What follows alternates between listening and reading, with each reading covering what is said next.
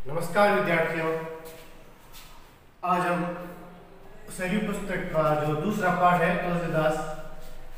तुलसीदास जी की पाठ में अब होता है रामचरितमानस का भाग लिया गया है और उसमें मंदोदरी द्वारा रावण का सीख है उसका पाठ से किया गया है।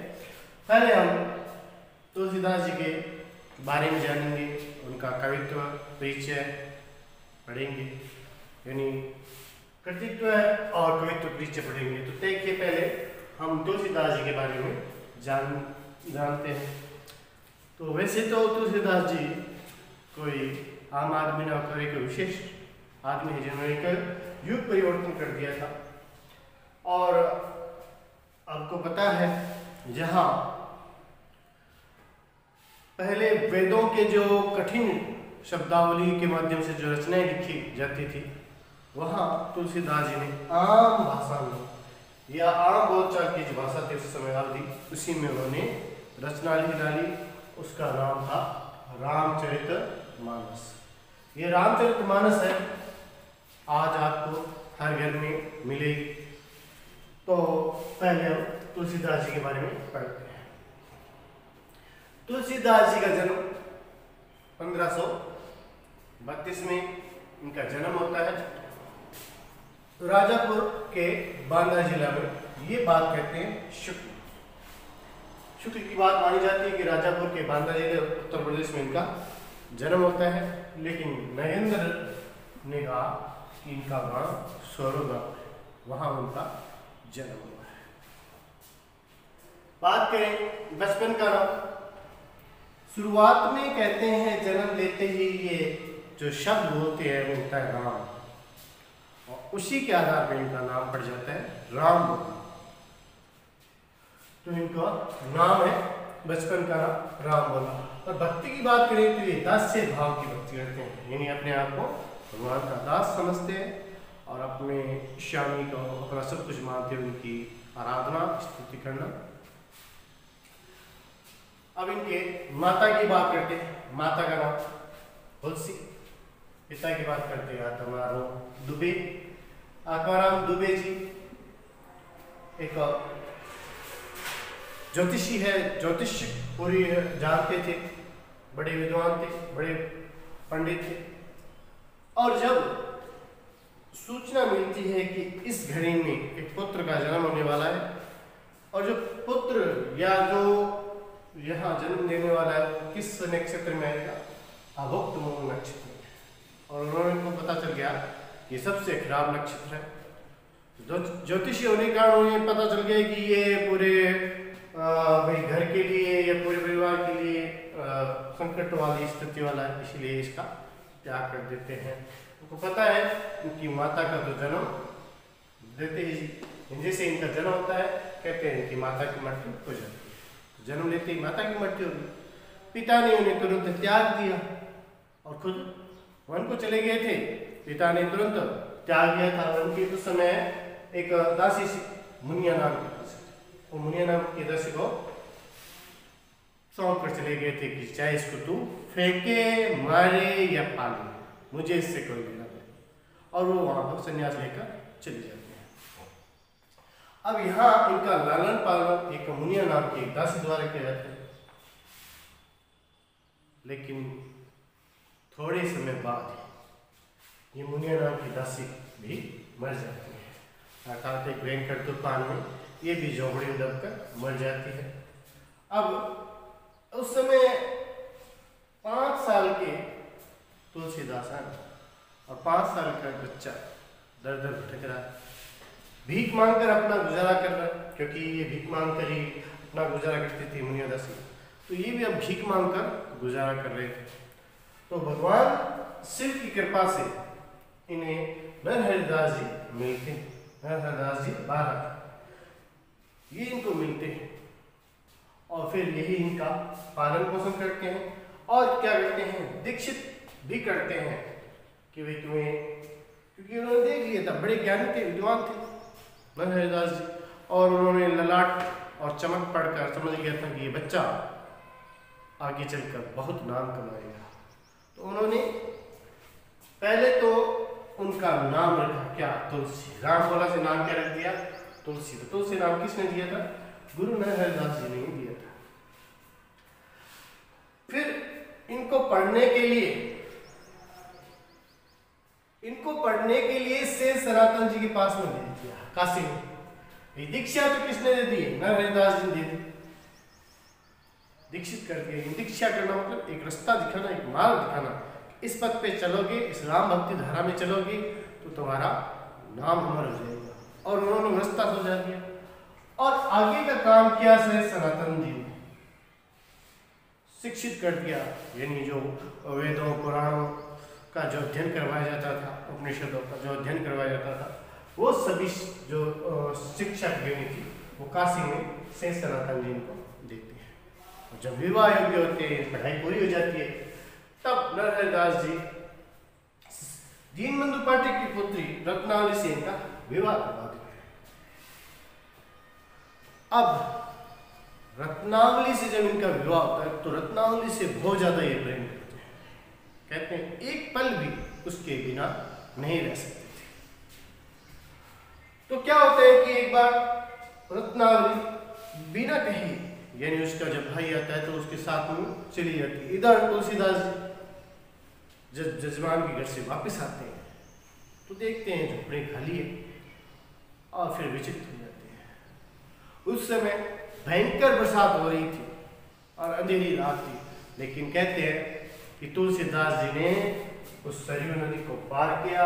नदी को पार करने के बाद इतनी तूफान वाली नदी को पार करके और फिर जब रत्नावली के घर पहुंचते हैं तो सीधा तो नहीं जा सकते आगे से बिना बुलाए, तो वो क्या करते हैं पीछे से चले जाते हैं दीवार फांद कर। और जब ऊपर का कमरे में रत्नावली होती है, वहां वो पीछे एक उसे रस्सी सी लटकी हुई दिखाई देती है। सोचा रत्नावली ने मेरे लिए सब प्रबंध किया है, दीपक जला हुआ था तो सोचा इधर दीपक जलाया हुआ है, रास्ता इधर से है और ये रस्सी मेरे लिए लटकाई हुई है। तो वो क्या करते हैं, उस रस्सी के सहारे चढ़ जाते हैं, लेकिन वो रस्सी नहीं होती है, सांप। जब रत्नावली ये देखती है कि देख ये कैसे सब कुछ शुद्ध होती है, इतनी भयंकर बारिश हो रही है, तूफान आया है, उसमें ही नदी पार करके आई। आपको पता है तूफान की स्थिति में नदी का वेग बहुत ज्यादा हो जाता है, फिर भी जान की उनको परवाह नहीं होती है, पहुंच जाते हैं। इधर सांप था, सांप को भी वो रस्सी समझ के इतने भ्रमित हो गए हैं और वहां चढ़ते हैं। तो फिर रत्नावली उन्हें मीठी झिड़की देती है, तो होलवा देती है, फटकारती है, डांटती है। क्या कहती है, देखिए, लाज ना आवत आपको दोरे आओ शाह, दिख ऐसे प्रेम को कहाँ कहो मैं ना। लाज ना आवत आपको, ये शानी आपको लाज नहीं आई, आप तो दौड़े चले आई, यानी मैं जैसे आई नहीं, आप तो पीछे दौड़े चले आए। दिखती कैसे प्रेम को, ऐसे प्रेम को धिक्कार है, कहा कहो मैं ना। इसके बारे में क्या करूं, कुछ तो सूझबूझ होनी चाहिए, क्या समय तो देखना चाहिए, कैसी स्थिति है, कहाँ आप सांप पर चढ़ के आए हो, क्या हो गया इसकी। दूसरी व्यक्ति भी होती, वो भी इसमें अस्थि चरम मय देह मम तामे ऐसी प्रीति तेसी जो श्री राम में होती न तो भगवती। ये मेरा जो शरीर है वो किसका है, हड्डियों और इस चमड़े का बना हुआ है, उससे आप इतनी प्रेम यानी प्रीति लगाई हुए हो, इतना प्रेम करते हो।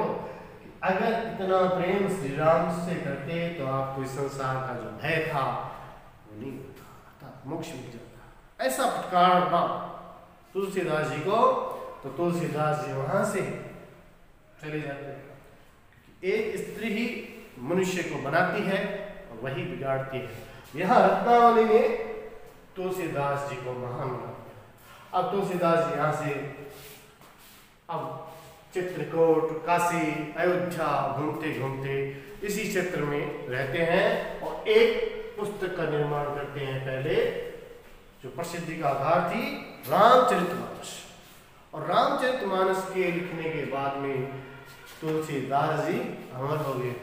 ये जो रचना है आपको पता है हर घर में पढ़ी जाती है, हर घर में मौजूद होती है।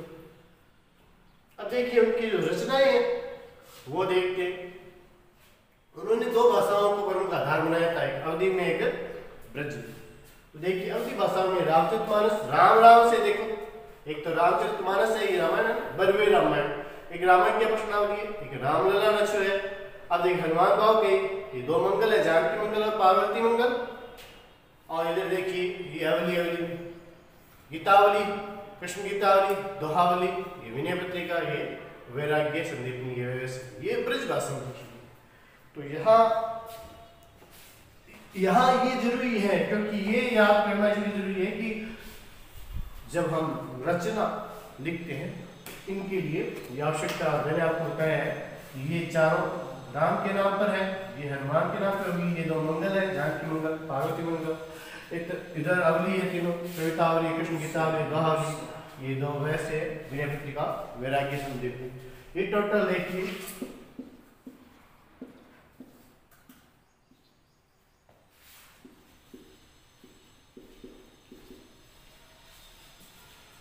इस प्रकार से हमने 11 रचनाएं याद कर लिए। कहने मतलब है कि जो रचनाएं हैं उनको याद करो, ताकि ज्यादा जितनी ज्यादा लिखोगे उतने ज्यादा नंबर मिलेंगे।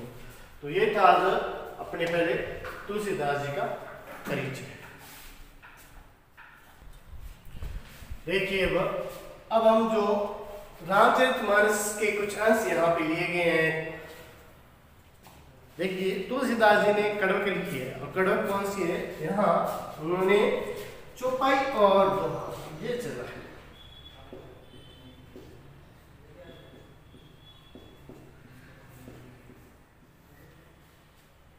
कड़वक रचना आती है, इन दो दोहों को साथ में लेकर लिखना कड़वक रचना आती है। तो यहाँ ये दोहा है तो पूरा क्या है, चौपाई है। चौपाई में क्या होता है, 16-16 मात्राएं होती है। चौपाई क्या है, एक सममात्रिक छंद है, और इसमें प्रत्येक चरण में 16-16 मात्राएं मिलेगी। यही बात दोहे में है, यहाँ पर 13 और 11 मात्राएं मिलती है, अर्थसम छंद होता है। ये तो गेम की बात है। अब बात करते हैं भाषा की, अवधि भाषा की। अवधि भाषा फिर बात करते हैं कि रस में जब भगवान के बारे में बताते हैं या ज्ञान की बारे में बताए, या तो ज्ञान दिया जाता है या भगवान के बारे में बताए, तो भक्ति और शांत रस होता है। लेकिन जहाँ युद्ध का वर्णन हो जाए, तो युद्ध भी हो गया, बीच बीच में युद्ध का वर्णन होगा, उनके शौर्य का वर्णन होगा, तो फिर वहां पर क्या होगा, वीर रस होगा। तो ये देखिए बात करते हैं अपने पहले यहाँ सुंदरकांड का, ये कड़वक है, पहला ही सुंदरकांड से लिया गया, क्योंकि जहां जहां मंदोदरी ने रावण को सीख दी है वो प्रसंग यहाँ वो उठा कर लाए। अब मंदोदरी कोई आम नारी नहीं, मंदोदरी राज धर्म को जानने वाली, नीति की बातें जानने वाली, शास्त्रों की बातें जानने वाली एक पतिपरायण नारी है, और अपने पति का भला करना चाहती है। इसीलिए समय समय पर वो सीख देती है, समय समय पर उन्हें समझाती है कि आप किनसे युद्ध कर रहे हैं, आपकी और राम की क्या समानता है, आप युद्ध कर रहे हैं, क्या उनसे जीत पाएंगे। तो युद्ध उसी से होता है जिससे लगे कि हाँ जीता जा सकता है। तो इस प्रकार से उन्हें बार बार समझा रहे हैं कि ये जो मार्ग अपनाया तुम्हें वो छोड़ दे। सीता माता को वापिस उन्हें सहर्ष आदर पूर्वक देकर उनसे क्षमा याचना कर लो। लेकिन रावण तो रावण ही होता है, वो नहीं मानता है। इसी बार आपने लॉकडाउन में रामायण पूरी देखी है तो आपको इसी तरह समझ में आएगा ये बातें कि कब क्या हुआ था। आपको पता ही है, बार बार कभी किसी ने रावण को समझाया था, कभी किसी ने, तो मंदोदरी भी समझाती है। अपना यहाँ मंदोदरी के जो द्वारा रावण को सीख दी गई है वो यहाँ पर समझाना। कंत तरस हरि सन परिहेत, कंत नाथ ते स्वामी पति, हे नाथ हे पति हे स्वामी, करश यानी जो बैर है, जो विरोध है, जो बगावत है, किससे, हरि सन, हरि से, परिहरि को छोड़ दीजिए। आपने हे नाथ जो राम से या जो हरि से, जो भगवान विष्णु से, परब्रह्म से जो बैर ले रखा है, जो विरोध ले रखा है, उसे त्याग दीजिए, उसे छोड़ दीजिए। पहली लाइन समझ में आई क्या? पहली लाइन में ये कहा गया है कि हे नाथ हरि से विरोध है, जो वैर है, जो क्रोध है, उसे त्याग दीजिए, छोड़ दीजिए। मोर कहा अति हित ही धर्म। ये जो मेरा कहा हुए जो बातें हैं उन्हें बड़ा ही हितैषी समझते हुए आप उन्हें हृदय में धारण कीजिए कि जो मैं कह रही हूँ ना वो आपके भलाई के लिए कह रही हूँ। तो यहाँ दूसरी लाइन में क्या कहा है यहाँ कि मोर कहा अति हित ही धर्म, मेरा कहा हुआ बड़ा भला जानते हुए अपने हृदय में धारण कीजिए कि मैं क्या कह रही हूँ, आपको क्या बात समझा रही हूँ। तो मेरी जो बातें हैं उन्हें बड़े ही धीरे से शांत मन से सुनिए और धारण कीजिए, विचार कीजिए। समझत जासु दूत कई करण, आपने उनकी करनी को क्या समझ सकते हो? आप उनकी किन किन की, हरि विष्णु की, भगवान राम की करनी को क्या समझ सकते हो? उनके दूत ने क्या कर दिया, उनकी दूत की करनी को समझ नहीं पाएंगे। दूत ने जो कार्य किया, दूत कौन है? हनुमान जी। हनुमान जी ने जो कार्य किया उससे क्या हुआ? हनुमान जी आए, तो पता है समुद्र लंका और पूरी लंका को तहस नहस कर दिया था, जला डाला था, कितने राक्षसों को मारा था, भयंकर चोट दी थी, भयंकर कह सकते हैं तबाही मचा दी थी। तो कहते हैं स्रवई गर रजनीचर धरणी, रजनीचर राक्षसों की धरणी मतलब पत्नियां क्या करती हैं, गर्भ गिरा देती है, या उनके इतनी बातें डर से, इन भय से, किसके भय से? हनुमान जी की हुंकार से, हनुमान जी के भय से उनके जो गर्भ में जो बच्चे पल रहे थे वो नष्ट हो गए। कहने हैं कि उनके दूध की देखी करनी, तो आपने सिर्फ दूध की करनी देखी और दूध ने हुंकार, यानी हनुमान जी जब लंका जलाकर और सीता माता से वापस आज्ञा मांगकर गए थे ना, तो हुंकार भर के गए थे, और हुंकार भर के गए थे ना, तो कहते हैं कि उन राक्षसों के गर्भ में बच्चे पड़ रहे थे वो नष्ट हो गए, गिर गए डर से। तो यहाँ कहते हैं कि उनके दूत ने जो करनी की है वो इतनी है, तो सोचिए अगर वो राम, भगवान श्री राम आ जाएंगे, अगर वो प्रभु आ जाएंगे तो फिर क्या होगा, यही समझाना चाहते हैं। तासु नारी निज सचिव बोलाई, उनकी नारी, किनकी नारी? श्री राम की नारी यानी सीता। तो उनकी नारी को निज सचिव बुलाई, उनकी नारी को आप अपने सचिव को बुलाइए। पटवंत कंजल चौ, हे नाथ आप अपना भला चाहते हो तो उसे भेज दीजिए। किसे? जिसके दूत ने ये कार्य था उसकी नारी को, अर्थात सीता की बात कर रहे हैं कि सीता को आप अपने सचिव को बुलाइए, इस आदर सम्मान के साथ में आप श्री राम के पास में भेज दीजिए अगर आप अपना भला चाहते हैं। तब कुल कमल विपिन दुखदाई, ये जो कुल है आपका, ये कमल रूपी वंश, ये वंश है ना, ये कमल रूपी जंगल के समान दुखदाई है। कैसे कैसे दुखदाई है? सीता शीत निशा समागी, क्योंकि दुखदाई क्यों है ये? क्योंकि सीता वो शीत निशा समागी है, यानी जो कमल के जो फूल होते हैं उनके लिए जो शीत ऋतु की जो बर्फ गिरती है, आप कहते हैं पाड़ा गिरता है या कहते हैं ठंड आती है ना, वो उनके लिए दुखदाई होती है ना। वैसे ही आपके वंश के लिए कौन दुखदाई है? सीता।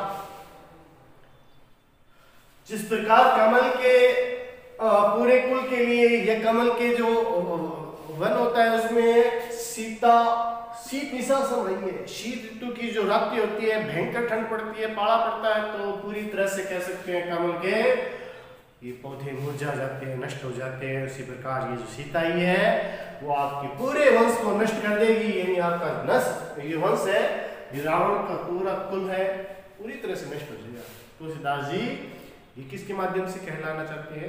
ये मंदोदरी के माध्यम से कहलाना चाहते हैं कि ये सीता है ना, ये सीता नहीं है, आपके कुल के लिए काल है, पूरी तरह से नष्ट कर देगी आपको। जिस प्रकार से कमल को शीत ऋतु के जो रात्रि होती है, ठंड पड़ती है, पाला पड़ता है, या हम कह सकते हैं बर्फ गिरती है, उसी प्रकार नष्ट कर देगी जिस प्रकार कमल के पूरा वन नष्ट हो जाता है। सुनो नाथ सीता बिनु, फिर चेतावनी देती है कि हे नाथ मेरी बात सुनिए, आप सीता को दिए बिना हित न तुम्हारा संभोज की, जब तक आप सीता को नहीं देंगे तब तक ना तो आपका भला संभव कर सकते हैं, हिंसित कर सकते हैं, आज ना ब्रह्मा कर सकते हैं। कहने का मतलब है कि फिर आपको ना तो ब्रह्मा जी बचा सकते हैं, ना शिव जी बचा सकते हैं। इनके मतलब है अगर बचना है तो आप सीता को दे दीजिए, अगर आप नहीं दोगे तो साक्षात ब्रह्मा जी आ जाए चाहे शिव जी आ जाए, फिर आपको ये जो राम जी आए हैं वो मार के ही जाएंगे। इसीलिए आप भला चाहते हो, अपना भला चाहते हो तो सीता को दे दीजिए। ये कब की बात है याद रखना, ये हनुमान जी गए हैं ना, हनुमान जी लंका को जलाकर गए हैं, उसके बाद की बात है। यानी हनुमान जी का प्रचार देखकर उसे पता चल गया, मंदोदरी को जान गई कि राम जी साक्षात परब्रह्म है, और इतना नुकसान करके गया तो खुद आएंगे तो क्या करेंगे। लेकिन रावण तो घमंडी था, वो नहीं समझा ना, इसलिए वो बार बार उन्हें समझा रही है। यहाँ पूरी बात में देखिए, यहां से लेकर यहां तक फिर मैं समझाता हूं पूरी बात कि है ना, आप हरि से बैर त्याग दीजिए, मेरा यह कहा हुआ बड़ा ही भला समझते हुए अपने हृदय में धारण कीजिए। आप उनकी दोस्ती करनी को समझिए, जिनके कारण आपके जितने भी राक्षस कुल की जो नारियां हैं, पत्नियां हैं, उनके पेट में जो गर्भ में जो शिशु पल रहे थे वो नष्ट हो गए हैं। आप उनकी नारी को अर्थात श्री राम की नारी यानी सीता को, अपने सचिव को बुलाइए और उनके पास भेज दीजिए, अगर आप अपना भला चाहते हैं।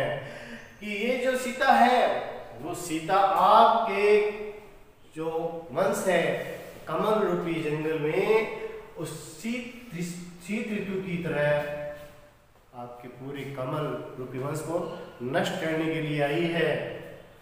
सुनो आप, फिर कहते हैं ना सुनिए, अगर आप सीता को नहीं देंगे तो आपका भला साक्षात ब्रह्मा और शिव भी आकर नहीं कर सकते हैं, आपको शिव जी और ब्रह्मा जी भी आकर नहीं बचा सकते। अब बात दो एक करते हैं। राम बाण अहिगन सरिस निकल निशाचर भेंट।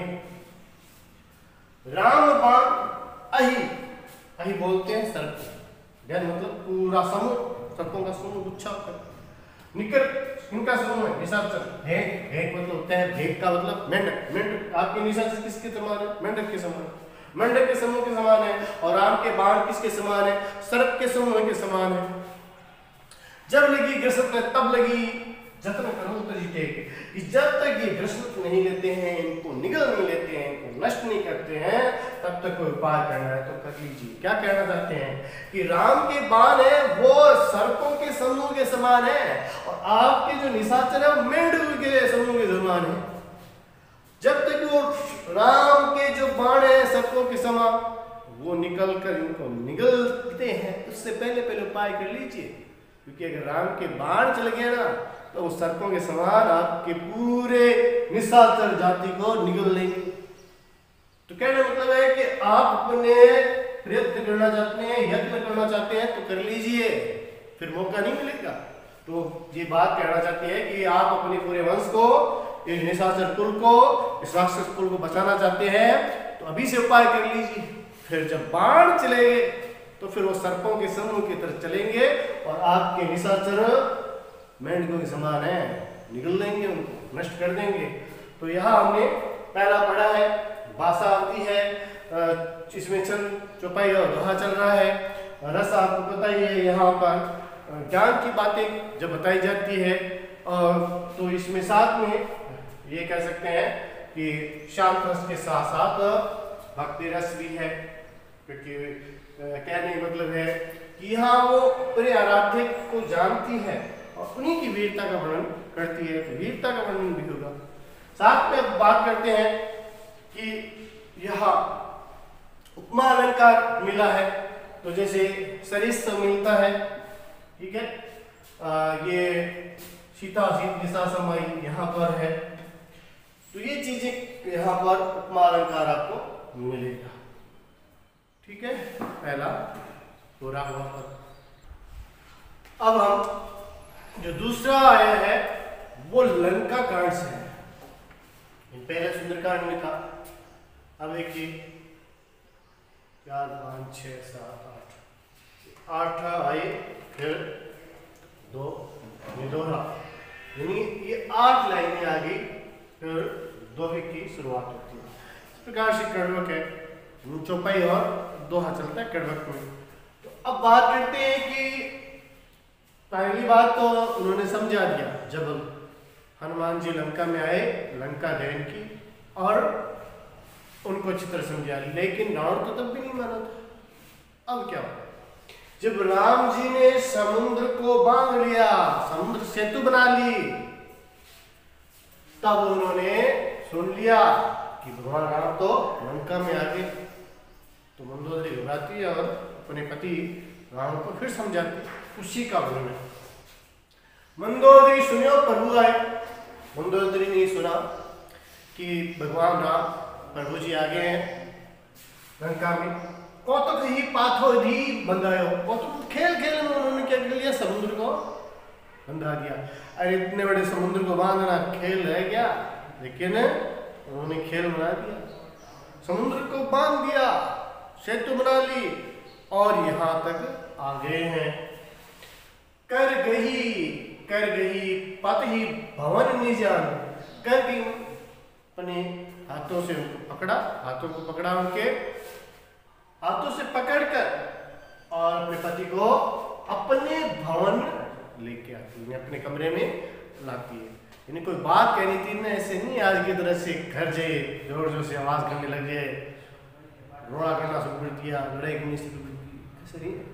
पहले सिस्टम था एकदम सही ढंग से, कमरे के अंदर लाती है, फिर उन्हें फिर आदर के साथ में समझाती है।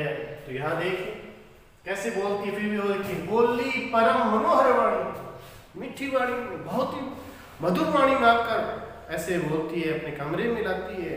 क्योंकि गुप्त बातें होती है, कुछ बातें ऐसी होती है जो हर जैसे नहीं बतानी चाहिए। लोग तो लग जाते हैं लड़ाई करने, लोगों को पता चल जाता है, ऐसा नहीं, पहले ऐसे नहीं होता था।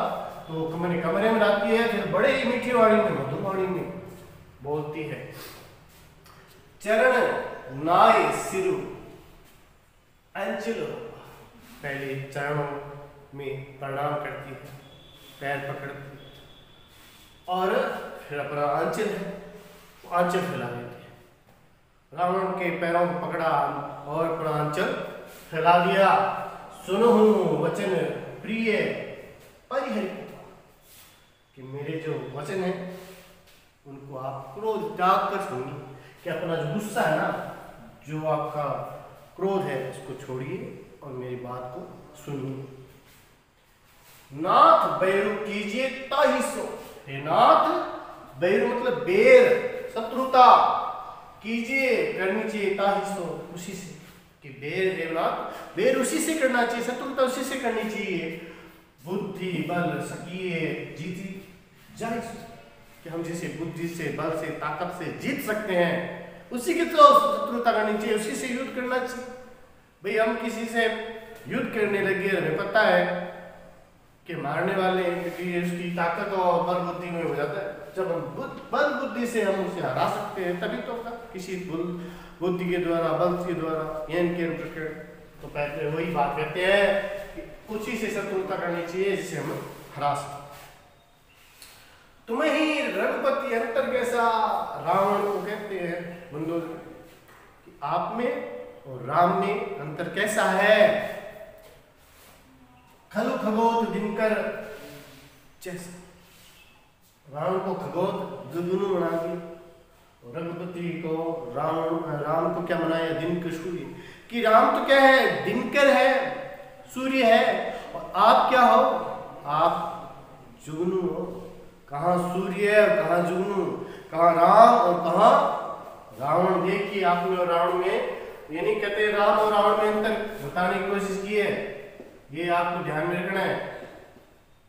क्योंकि उपमा अलंकार कर दिया, तो इन्हें सूर्य की तरह और इन्हें जुगनू की तरह। फिर देखिए, अति बल मधु केटब जही मारी, इनकी बातें सुन, इनकी भगवान विष्णु की, हरि की, इन्होंने मधु केटब जैसे भयंकर बलशाली ताकतवर राक्षसों को मारा था। ये विष्णु वो हैं, ये हरि वो हैं जिन्होंने ताकतवर थे मधु केटब, उन राक्षसों को इन्होंने मार डाला था। महावीर दिति सुत संघारे, दितिसूत्र के जो कश्यप और दितिसूत्र के जो कह सकते हैं दितिसूत्र पुत्र कौन थे? दितिसूत्र पुत्र है हिरण्याक्ष और हिरण्यकश्यप। हिरण्याक्ष को मारने के लिए वराह का अवतार लिया था। हिरण्याक्ष था जो पृथ्वी को समुद्र के नीचे तल तक ले गया था, तब वराह रूप लिया और फिर उन्होंने हिरण्याक्ष को मारा और पृथ्वी को मारा था। इसी प्रकार दूसरा पुत्र हिरण्यकश्यप, तो हिरण्यकश्यप क्या पुत्र पहला, तो आपको पता है पूरी कहानी। तो प्रहलाद के बचाने के लिए नरसिंह अवतार लिया और फिर क्या किया, हिरण्यकश्यप को भी मार डाला था कि ये तो दितिपुत्रों को दितिपुत्र यानी हिरण्याक्ष और हिरण्यकश्यप को मारने वाले हैं। जय बलि बांदी, राजा बलि राक्षसों का राजा जिस असमय यज्ञ करता जा रहा था और वो अपनी बातों से बांध डाला था। तीन पैर जमीन मांगी थी ना, बातों से बांध दिया और कहाँ भेज दिया, पाताल लोक में उसे भेज दिया। सहस्त्र भुज मारा, परशुराम जी का अवतार लेकर सहस्त्र बाहु था ना, सहस्त्र बाहु की सहस्त्र भुजाओं को काटा और मारा उसको भी देखिए। सोई अवतरहु हरण में, उन्होंने इस बार इस धरती का जो भार बढ़ गया है, राक्षसों ने जो अत्याचार किए उन सबको मारने के लिए क्या लिया है, भगवान हरि ने राम का अवतार लिया है। यानी मही का भार, मही मतलब पृथ्वी का भार दूर करने के लिए यह अवतार लिया है। तासु विरोध नहीं कीजिए ना था, आप उनका विरोध मत कीजिए। तासु मतलब उनका विरोध मतलब शत्रुता या उसको रोकना नहीं चाहिए, विरोध नहीं करना चाहिए आपको। विराट काल कर्म जीव जाते हैं, काल कर्म और जीवन जिनके हाथों में है, ये तो परब्रह्म है, इनके हाथों में ही काल है, इनके हाथों में ही कर्म है और इनके हाथों में ही जीवन है, तो इनका विरोध नहीं करना चाहिए। अब पूरा मैं यहाँ से लेकर यहाँ तक बताता हूँ कि कहा है कि मंदोदरी ने जब ये सुना कि भगवान राम आ गए हैं और खेल खेल में उन्होंने समुद्र को बांध दिया है, तो फिर अपने पति का हाथ पकड़कर अपने भवन में ले जाती है और बड़ी ही मीठी वाणी में उनसे बोलती है, उनके चरणों में शीश झुकाती है और अपना आंचल फैलाती है और कहती है कि नाथ अपना क्रोध त्याग दीजिए और मेरी बातों को सुनिए। फिर कहती है हे नाथ चतुरता उसी से करनी चाहिए जिससे हम बुद्धि बल और ताकत से जीत सकते हैं। फिर कहती है कि आप में और राम में अंतर कैसा है, आप जुगनू की तरह हो और भगवान राम है दिनकर सूर्य जैसे हैं। फिर कहते हैं ये हरि विष्णु हुए हैं जिन्होंने मधुकैटभ जैसे राक्षसों को मारा है और दितिपुत्र हिरण्याक्ष और हिरण्यकश्यप को मारा है। फिर बात कहते हैं कि ये वही हैं जिन्होंने राजा बलि को अपनी बातों में उलझाकर कहते हैं पातालोक भेज दिया था और ये वही हैं जिन्होंने परशुराम का अवतार लेकर सहस्त्र बाहु को मारा था। और अब इस पृथ्वी का भार बोझ पाप कम करने के लिए इन्होंने ये अवतार लिया है। आप उनसे विरोध नहीं कीजिए क्योंकि इनके हाथ में काल कर्म और जीवन इन्हीं के हाथ में, ये परब्रह्म है, सब कुछ इन्हीं के हाथों में है। राम ही सौंपी जान की नाय कमल पद्मा, आप राम को जान की सौंप दीजिए। सीता को किनको सौंपना है, राम को सौंप दीजिए और उनके चरण उनके जो कमल है उनमें अपना सिर झुका लीजिए, क्षमा मांग लीजिए, प्रार्थना कर लीजिए। सुत कहूँ राज समर्पी वन जाइए, अपने पुत्रों को अपना राज समर्पित कर दीजिए, उनको सौंप दीजिए और आप कहाँ चले जाइए, वानप्रस्थ किए वानप्रस्थ चले जाइए और भगवान राम का रघुनाथ का भजन कीजिए। तो इस प्रकार से बार बार वो ये समझाना चाहती है, अपनी जो राजनीतिक बुद्धि है, बौद्धिकता से, तर्क से पूरे रावण को समझाने की कोशिश करती है। यानी बुद्धिमान ये है मंदोदरी और अपनी पूरी बुद्धि का प्रयोग करते हुए समझा रही है, बार बार उन्हें शिक्षा दे रही है। तो इस प्रकार से ये हमने दूसरा चरण पढ़ा।